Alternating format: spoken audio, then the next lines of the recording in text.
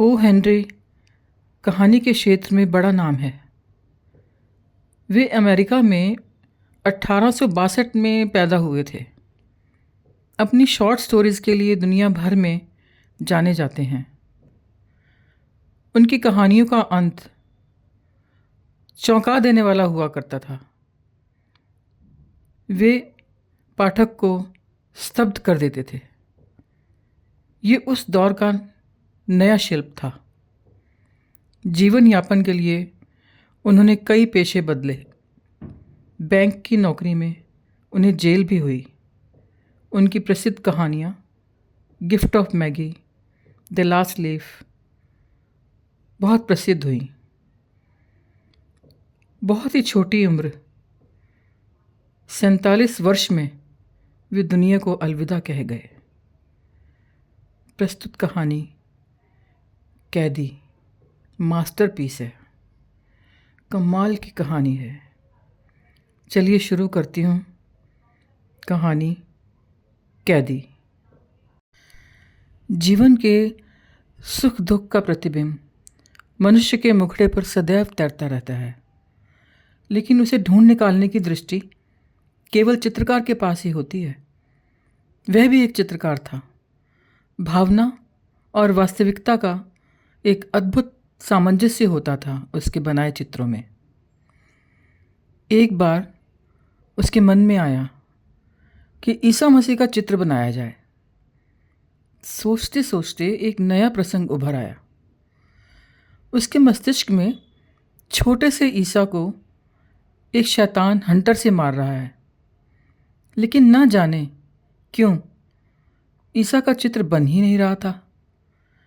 चित्रकार की आंखों में ईसा की जो मूर्ति बनी थी उसका मानव रूप में दर्शन दुर्लभ ही था।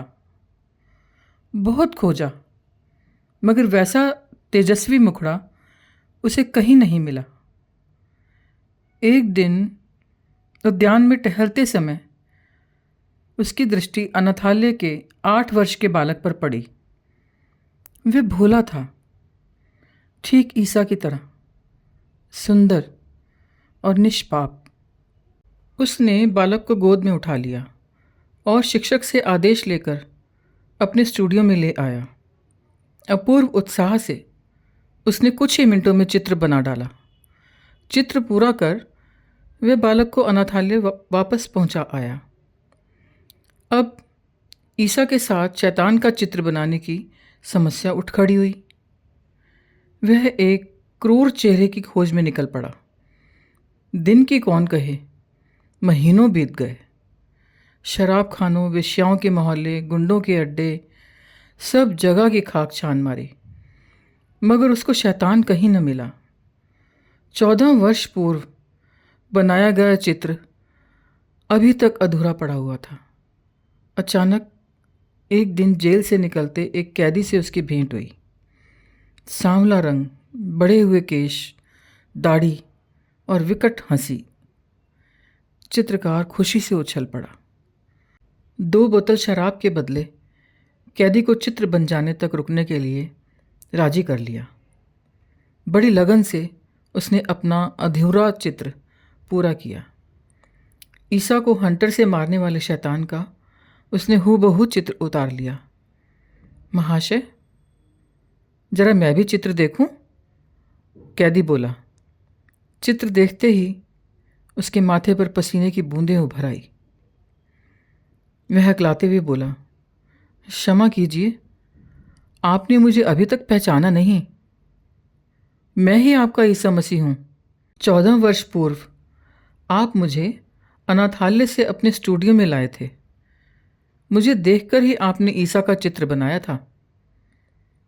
सुनकर कलाकार हतप्रभ रह गया। दोस्तों, तो ये थी कहानी कैदी। कैसी लगी आपको? कमेंट बॉक्स में ज़रूर बताइएगा। चलिए फिर मिलती हूँ एक नई कहानी के साथ।